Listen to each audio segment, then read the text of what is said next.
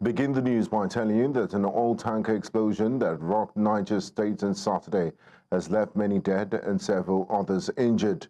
The incident, which occurred at Dikho Junction around the Abuja-Kaduna Expressway, left many burnt to death beyond recognition. The premium motor spirit-laden tanker was said to have exploded when some residents of the area went to scoop its contents after an accident. Scores were said to have been burnt to death, while several others sustained various degrees of burns. The Niger State Governor, Umaru Bago, has expressed shock over the incident. A statement by the Chief Press Secretary to the Governor, Balogi Ibrahim, said the Governor described the explosion as worrisome, heartbreaking, and unfortunate. The pump price of premium motor spirit, popularly known as petrol, has reportedly surged to between 1,050 and 1,150 naira per litre, depending on the area of purchase.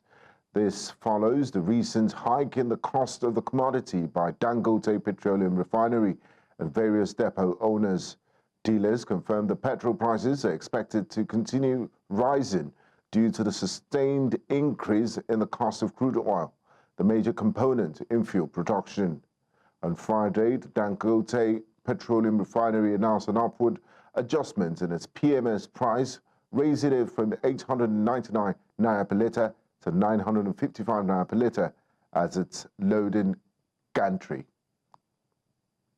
Now, joining us live to discuss this latest development is George Brown, an oil and gas analyst.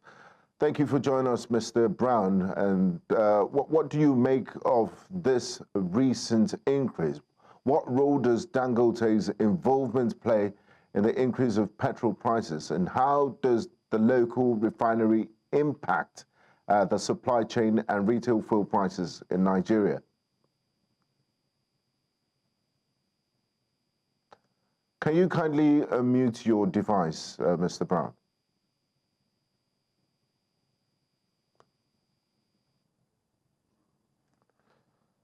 George, can you hear me? Can you unmute your device? We're struggling to hear you on this side.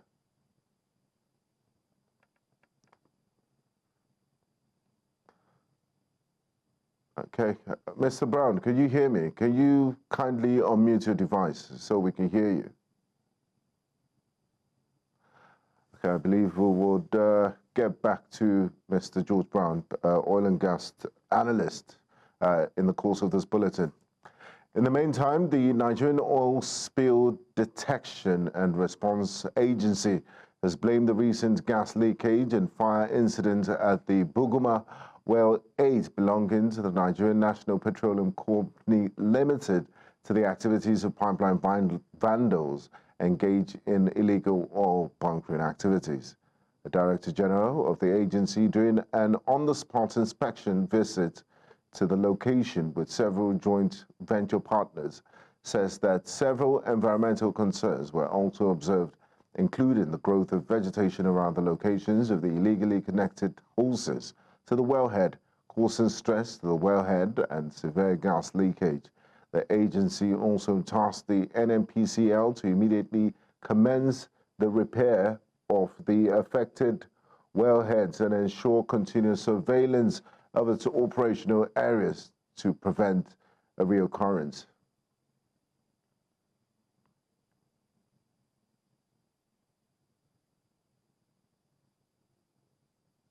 And now to politics. Saturday's local government elections in Ondo State was marred by low voter turnout and logistical challenges during the early stages of the exercise across most polling centers.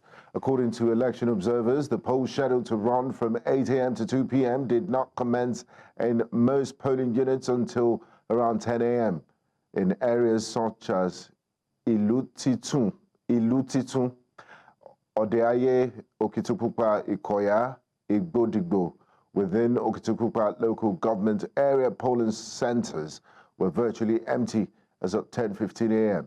Reports indicate that officials of the Ondo State Independent Electoral Commission were seen idly waiting for voters who were noticeably absent. 12 political parties are contesting the elections for chairmanship and councillorship positions.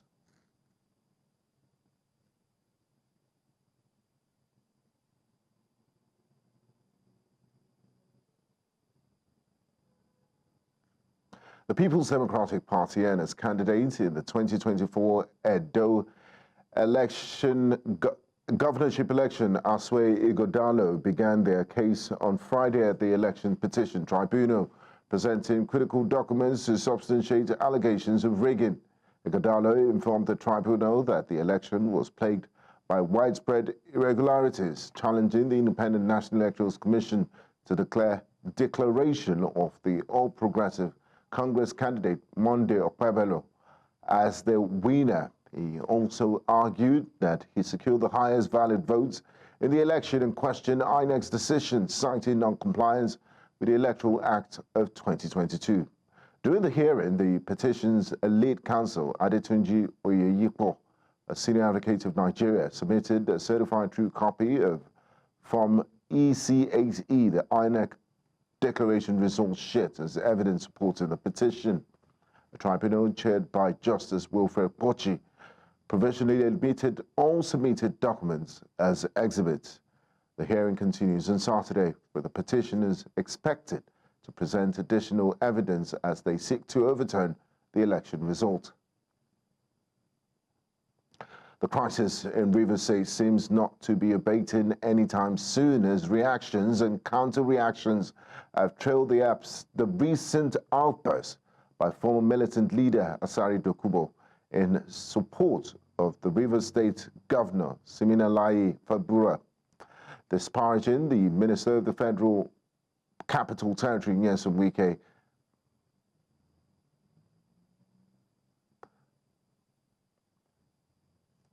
The ROI youths for peaceful coexistence, while condemning the comments, says that the former militant leader, despite not having any legitimacy to interfere in the matter, intends to discredit the FCT minister in a bid to curry favor from Governor Fubara.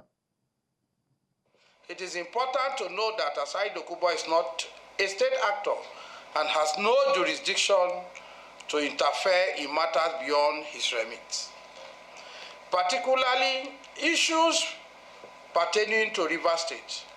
His involvement and commentary are not only unwarranted, but also highlight his lack of authority to address matters where he wields no legitimate power.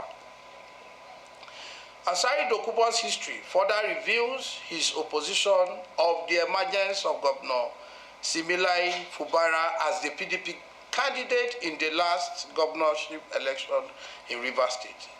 Despite Asari's stance, His Excellency E.N. Wike, in his wisdom and selflessness, supported Fubara's candidacy and ensured his emergence as his successor. Today, individuals like Asari Dokubo, along with other political opportunists in Rivers State, are attempting to discredit Wike's remarkable contribution to the state and the nation. Earlier, we told you that in Ondo State, the State Independent Electoral Commission is currently conducting local government and councillorship elections. Join us to discuss this. We have Tayo Oluyi. Thank you very much for joining us, Tayo, on the news.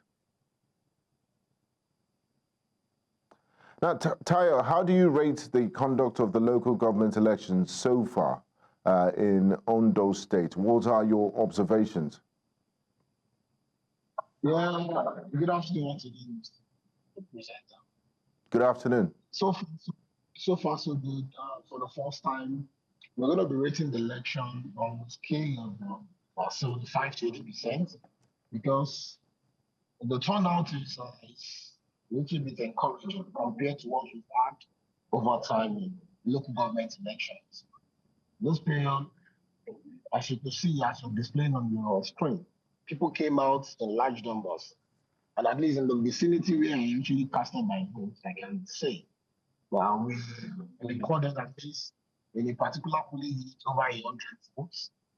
You get to know, which is arguably one of the best in recent time compared to what we used to have over time, where you have complete voter party, nobody will come out at all.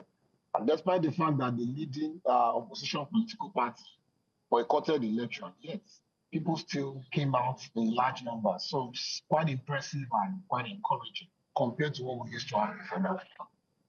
Now, Tayo, you say the turnout is quite impressive and encouraging. But what we've witnessed from local government elections in Nigeria is it's almost a one-party state. The ruling party in the state tends to win by a landslide. Do you see this repeating itself in Ondo State? And how are the opposition parties faring? Do they come out to campaign? Are they interested in this local government and councillorship elections? Yeah, towards what you've just said, I would like to refer to people, the Gen Zs who are now coming into politics as people who are lazy. Let me put it that way. Recent political players, active political players now, are lazy. And before you know, they tend to begin to complain about the incumbent political party taking it all. But I would like to bring to your notice sometimes during the previous administrations that we had in Ondo State, under the leadership of Governor Agbu then, we had opposition party winning councillorship elections in Ondo State. So, and even in Nigeria, we can also make references to elections that have been conducted in Nigeria. One during Governor Rufai's period as governor of Taraba State, where we had opposition parties winning councillorship elections, and also the governorship election, the chairmanship election. So it is not actually true when they say the incumbent political party takes it all at the local government elections. But in the place of Ondo State, yes, obviously it is towing towards the result that came out during the governorship election of 18-0 and the entire local government and wards being won, because opposition in those states are seen to be unserious and jesters. They are not up to the task. They are not gearing up to actually contest or contend elections that are being conducted in those states. If you look at the last governorship elections, it was like that. That shows probably the party in government is still generally accepted, and also the local government election. Just 48 hours to the election or 72 hours, the leading opposition party haven't participated in the process, withdrew their contest. It shows, even without the election being conducted. So it shows clearly that the political party in power, has what it takes to clear the entire 18 local government and 203 wards. Now, Tayo, from your observations so far, save the late arrival of polling materials, from what you've observed so far in your area in Ondo State, what security measures have been implemented to ensure peaceful election process in the state? And what have you observed so far with regards to security?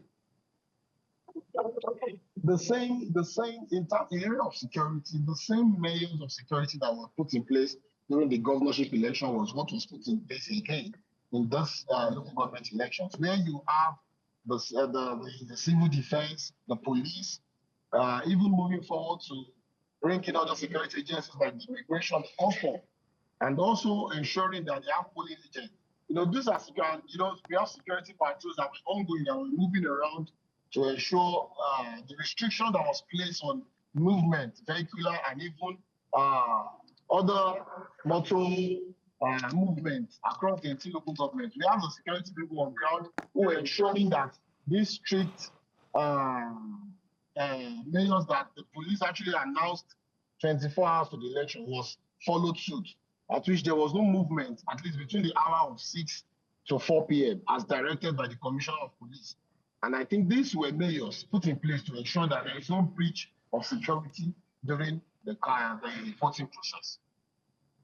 Now, finally, Tayo, looking at the political spectrum in Nigeria overall, the local government is the closest form of government to the people. But we see that when it comes to local government elections, we often see low voter turnout in comparison with governorship and the presidential elections, even though they're the closest to the people. What is the reason for this? Is it as a result of the local government autonomy or the monies that is allocated to them?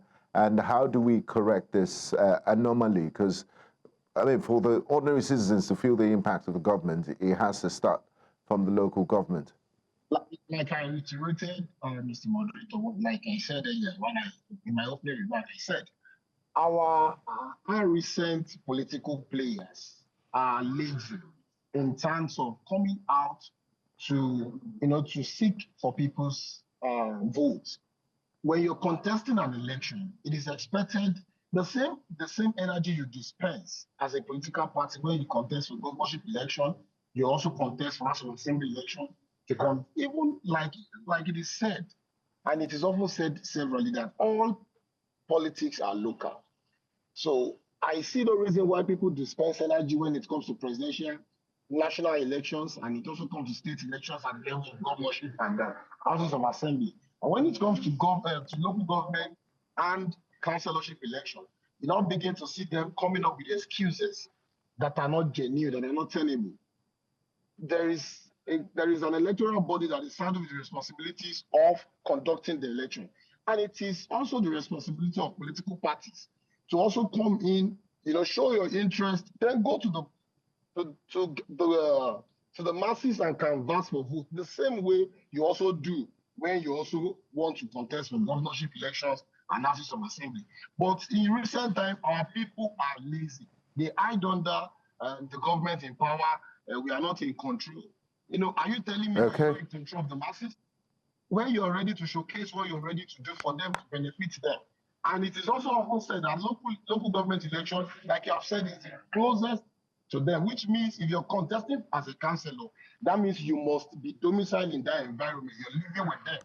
They know you. So why should you not be afraid to also talk to people that you know? Exactly. On the day of election, come out and vote for me. But you find out that our people are lazy. They want to believe that they will rig me out, even when you have not participated in the first place. So that is the challenge. It is what I feel we should do is to begin to conscientize our political players that enough of complaints and raising excuses. Go out, take up the mantle of leadership. In today's election, about 18 political parties participating, about 18 or thereabouts.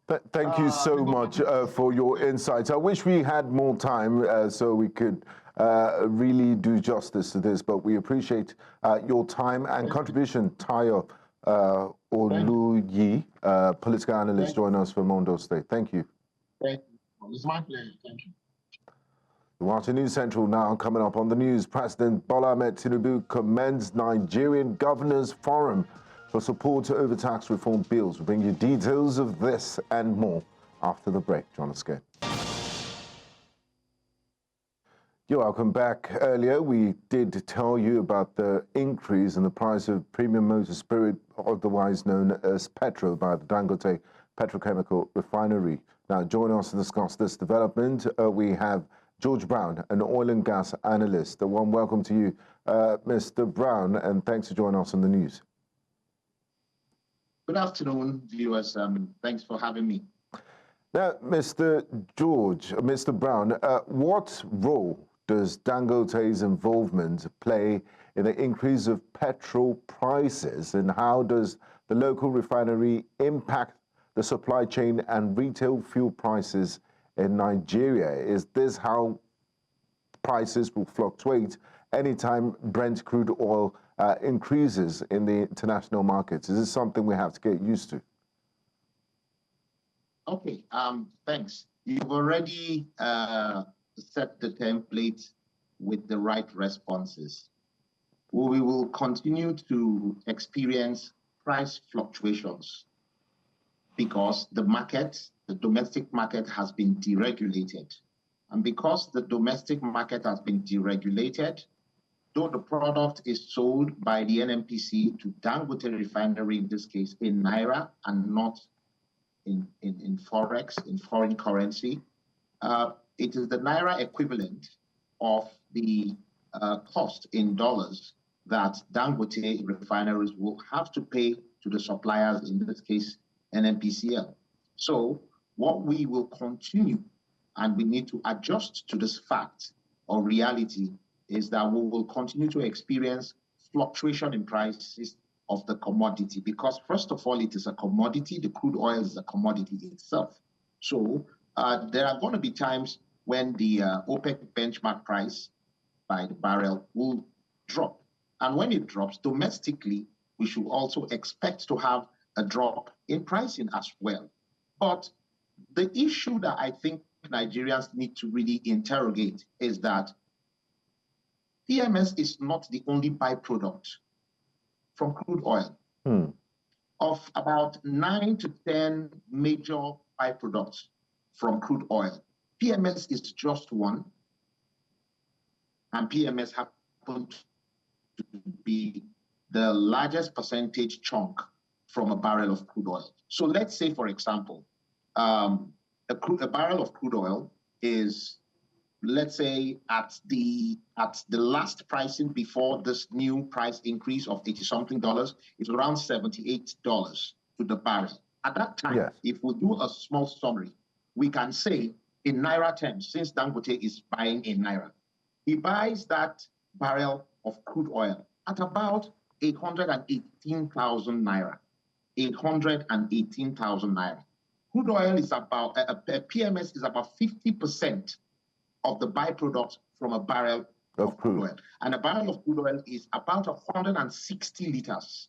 That's what makes one barrel. So about half of that 160 liters gives you about 90 liters of PMS. 90 liters, that's just one product. It gives you about 90 liters. And if at the last price of 998 at the gantry of Dangote refinery, at the gantry, by 90 liters, that gives you a total of 89,820 Naira from only PMS that is produced from that one barrel of crude oil. It gives you 89,000 Naira, 820. You also have the middle distillates like diesel, like jet fuel, and kerosene. And amongst these three other products, kerosene is the most expensive. Kerosene is about 2,000 Naira a liter. So at the end of the day, we look at these four products, namely PMS, kerosene, that's household kerosene, Jet A1, which is the aviation fuel, kerosene, aviation fuel, and the diesel. Now, if you put all this together, excluding LPG, the total amount in Naira in terms of one barrel that we're using as our basis and our benchmark for this calculation is around 160-something thousand Naira. Now, yeah, George, and the margin is around 29,000 Naira from each barrel. We've done this calculation. It's about 29,000 Naira from a barrel when you produce only four products. That's what you get. So the other byproducts are also other streams of income from that barrel of crude oil. So in actual fact, PMS is not supposed to be more than 500 Naira per liter at the pump. It's not supposed to be more than 500 Naira. Now, talking about pricing, George, what regulatory frameworks or government interventions exist currently to manage price fluctuations in the Nigerian fuel market? How might these be adjusted to respond to such price hikes? Because we understand the nature of business in Nigeria. Sometimes when this global price of Brent goes up, the petrol stations would not sell their old stock. They would immediately start implementing the new price without exhausting their old stock. And if the case happens to be otherwise, if there was a drop in the global price of Brent crude oil, we won't see such speed in reversing or in adjusting the pump. So where's the government protecting Nigerian consumers here?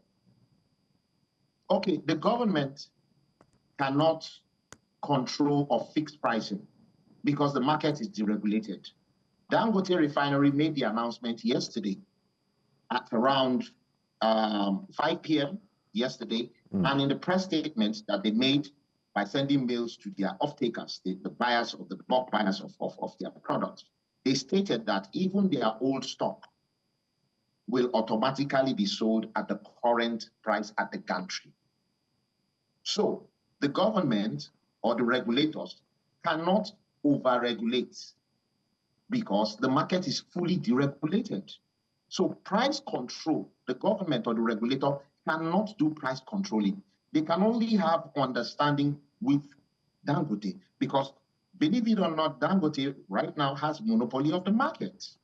Dangote is not in competition, but the importers of refined products are in competition with Dangote, and they don't stand a chance in competing with Dangote. So Dangote fixes the prices, and when he fixes the prices, they will want to play catch up because of the costs that they incur in importing the product. His product is domestically produced. His crude oil, we hope and we believe that he gets adequate feedstock domestically from our oil fields, and those other attendant costs that comes with importation are no longer existing. So what happens to the product at the pump? The product at the pump should not be more than 500 naira. I say this with every sense of integrity and every sense of decency, that the product is not supposed to be more than 500 naira at the pump. However, you also need to consider the dynamics of having a product being sold in Nigeria that at, for example, 500 naira, and the neighboring countries where the products in the past used to be smuggled into are buying it higher. So what is the incentive for the product to be sold locally and not being exported illegally, which is called smuggling? So what are the incentives? These are the bottlenecks and the dynamics that affect the market. So Dangote, as a producer, is also considering the neighboring countries that Nigerians might decide to begin to buy this product at that cheap price, take it across, and sell it for 700-800 naira when you're buying it for 500 naira. That's a huge incentive to go into smuggling. So all those things will be considered when fixing the pricing. And don't forget that the regulator receives a certain percentage per liter. It's paid to the regulator, even though the regulator did not provide any incentive. So this cost passed on to the consumers. That business. Sorry? I believe this cost passed on to the consumers. Of course, the final cost is passed to the consumer because NNPCL is not producing anything, but NNPCL sits down as a big father, as a big brother, and collects a certain percentage from each liter of petrol, AGO, and kerosene, everything up to diesel. The NNPC takes a certain margin from each liter that the end user buys. Thank you so much for your time and expertise, George Brown, oil and gas analyst. It was a pleasure speaking with you on this subject. Thank you. Thank you. Thanks for having me. Thanks. And let's also tell you that President Bola Ahmed Tinubu has commended the Nigerian Governors Forum for its support of the proposed tax reform bill currently under consideration by the National Assembly. In a statement on Friday by Special Advisor on Information and Strategy, Bayo Onanuga, President Tinubu described the governors as critical partners in the nation's development. He said the tax reforms are designed to advance national interest, improve Nigeria's economic competitiveness, and attract both domestic and foreign investment. Following a meeting with the Presidential Tax Reform Committee on Thursday, 16th of January, the governors endorsed the bills and proposed an alternative formula for value-added tax distribution. The forum recommended a VAT sharing formula of 50% based on equality, 30% on derivation, and 20% on population, differing from the government's proposal. Let's also tell you that the Minister of Works, Engineer Dave Umahi, has called for an increase in the 800 billion naira allocated to the ministry in the 2025 budget proposal, describing it as inadequate to address Nigeria's extensive road infrastructure needs. Speaking on Friday during a budget defense session hosted by the House Committee on Works, Umahi urged lawmakers to consider raising the allocation. He stressed the importance of sufficient funding to complete ongoing projects and launch new ones across the country. The minister highlighted the scale of road projects planned by the ministry, pointing out that the current budgetary provision falls short of the requirements. Umahi proposed borrowing as a feasible solution to bridge the funding gap, framing it as an investment in Nigeria's development and long-term prosperity. So I agree with Mr. President that infrastructure or road sector improvement cannot be done through just mere budgetary provisions. We have to support the president to look for money to know if we really want to improve on this. And I feel so bad, I have a name to protect. The way I'm being called all over the nation, as if money is given to me and I'm afraid to do this. I'm not afraid in any of my life engagements. And I feel frustrated when, people are looked to this kind of thing. And still on budgetary matters, the Minister of Health and Social Welfare, Professor Ali Pate, on Friday raised concerns over the slow release of funds allocated for the ministry's capital projects in the 2024 budget. Speaking during a breakdown of the ministry's 2024 budget performance and the 2025 projections, Pate said only 15.06% of the capital allocations amounting to 26.55 billion naira has been disbursed out of the 233.69 billion budgeted for capital projects. He attributed the delays in fund release and cash back-in to the bottom-up cash plan policy implemented by the Office of the Accountant General of the Federation. Pate also disclosed that the ministry had yet to receive any portion of the 57.39 billion naira earmarked under multilateral and bilateral loans for capital projects. The total 2024 budget for the ministry was 242.14 billion naira, comprising 7.48 billion naira for personnel, 998.74 million for overheads, and 233.66 billion for capital expenditure. The Academic Staff Union of Universities, ASUU, Taraba State University chapter, has called off a strike which began on the 5th of December 2024. In a statement released on Saturday in the capital, Jalingo, and signed by the union's chairperson, Dr. Garba Joshua, the strike was attributed to the state government's partial implementation of agreements concerning university funding, payment of earned academic allowances, and minimum wage adjustments.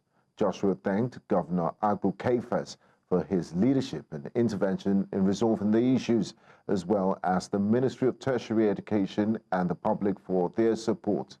The state government had pledged to address the union's concerns, committing to disburse 10% of the Earned Academic Allowance arrears, with payments set to commence in February 2025. Meanwhile, the university's second semester examinations are scheduled to resume in the coming days. The World Bank Country Director for Nigeria, Ndiame Diop, has called on stakeholders to put all hands on deck in ensuring the effects of climate change are reduced to its barest minimum. He was speaking in Jos, the Plateau State capital, during the disbursement of the Community Revolving Fund initiated by the World Bank through the Agro-Climatic Resilience and Semi-Arid Landscapes to empower selected communities in the state. News Central's correspondent Chizoba Anyonwe completes this report. The global effect of climate change is the major reason behind this World Bank intervention launched here on the plateau to reduce poverty level as well as improve agriculture and environment, among others. For the 10 groups that will receive $25,000 each from this intervention of non-interest rate loan of $250,000 in Plateau State, a word, they say, is enough for the wise. This financial support is specifically targeted toward ASUU registered community interest groups, CIGs, across the state in targeted watershed. Beyond just implementing projects, we want to see how these investments will work towards uplifting our people out of poverty. As a parliament, we will offer ourselves as free agents to oversee or to oversight your activities to ensure that the effort of the governor and the World Bank is not wasted. It's a very well-planned project designed to help protect the environment and also strengthen the capacity of the vulnerable communities to be able to respond to climate change shocks that we have seen. However, sustainability and maintenance of this initiative remain a challenge to a total of 140 benefiting communities spread across the 3 senatorial zones in the state. Everything about this, about AcroSal, is going to be transparent, and we'll make sure that food is available in our communities through this program. My responsibility is to monitor and continue to educate the people and let them know that this is a loan, it's not a free money, it's not a grant. And so by using it maximally, that is how it's going to benefit every one of us. High point of the event was the commissioning and distribution of 20 tractors to benefiting communities to improve agricultural activities in the state. In Jos, Plateau State, for News Central, I am Chizoba Anyui.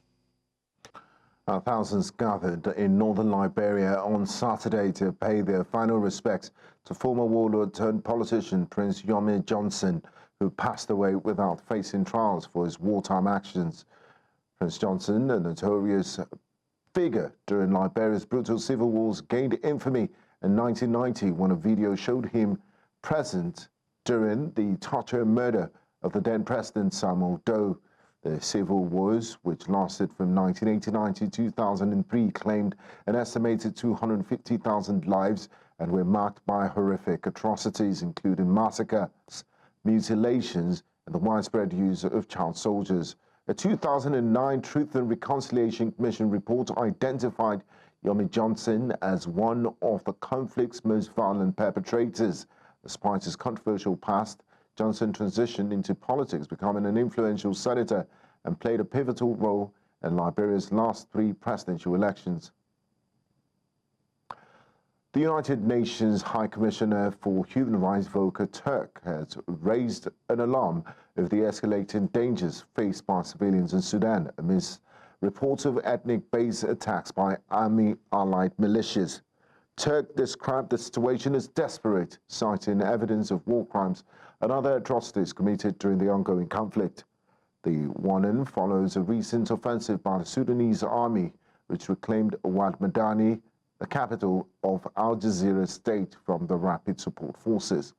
United Nations Human Rights Office reported at least 21 civilian deaths in 2 documented attacks in Al Jazeera over the past week, cautioning that the actual toll is likely much higher. The incidents were reported at 2 camps located approximately 40 kilometers from Wad Madani. In the meantime, residents of Port Sudan have expressed outrage over the United States sanctions against Sudanese Army Chief Abdel Fattah al-Burhan. The sanctions accuse the army of targeting schools, markets, and hospitals, as well as using food deprivation as a weapon of war. Speaking on the matter, local residents dismissed the United States decision as politically motivated, claiming it's an attempt to undermine the credibility and the progress of the Sudanese army. They argued that such measures would only strengthen the army's resolve and determination.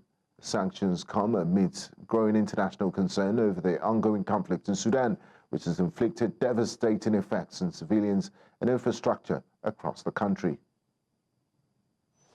هذه القرارات ما تزيدنا إلا قوة ومتانة وصلابة أمام المدحرين. وهذا القرارات من بدري السودان محاصر من سنة 83 ما زادته إلا صلابة وقوة. القرار اللي كده قرار سياسي من الدرجة الأولى. شافوا الانتصارات وشافوا جيش السودان وقوته وتفاجئوا به. دارين شنو؟ يقللوا قيمة الجيش السوداني ولا التطور الحاصل في الجيش السوداني. والله ما بزيدنا إلا عزيمة وقوة.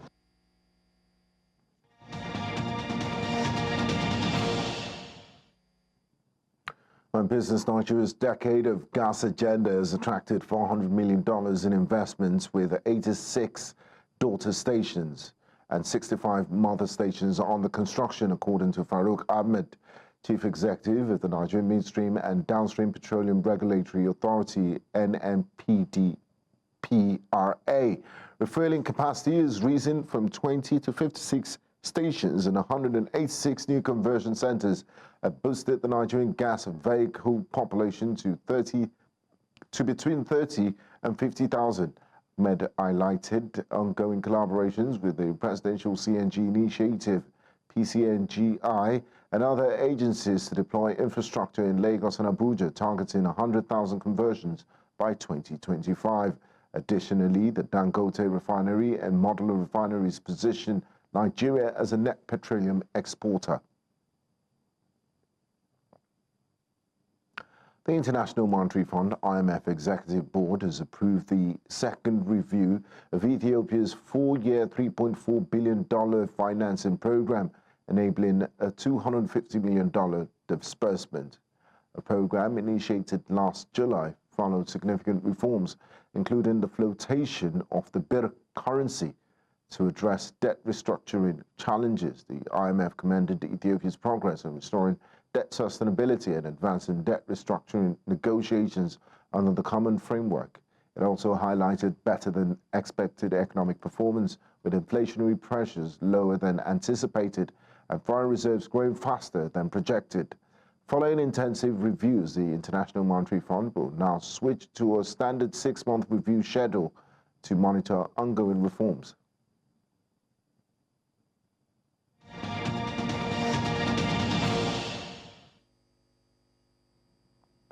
Sports Ashanti Kotoko have bolstered their attack with the signing of former Aduana Stars striker Isaac Minta. During the January transfer window, the 26-year-old joins the Porcupine Warriors on a 2.5-year deal, bringing valuable Ghana Premier League experience from stints with Legon Cities and Aduana Stars. Minta joins a star-studded forward lineup, including recent signings Kwame Opoku and Samson Eduku. Head coach Prosper Ogun expressed confidence in the striker, praising his goal-scoring abilities and is fit for the team's attacking philosophy. Former Manchester United manager Ole Gunnar Solskjaer has been announced as the head coach of Turkish team Besiktas. The 51-year-old Norwegian has signed an 18-month contract with an option of extending for the 2026 to 2027 season. This marks his first managerial role since leaving Manchester United in 2021. Besiktas, who are 16-time Turkish Super League champions, are currently 6th in the league and have been without a permanent manager since Giovanni Van Bronckhorst's departure in November.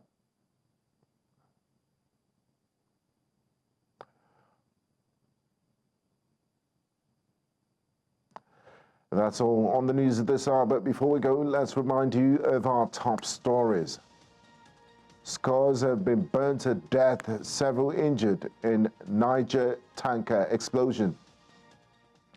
Voter apathy, late arrival of materials have marred Ondo local government elections. We also told you that the United Nations has warned ongoing war in Sudan is increasingly perilous for civilians.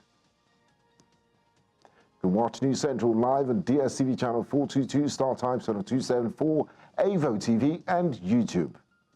Many thanks for watching. I am Benga Aboroa.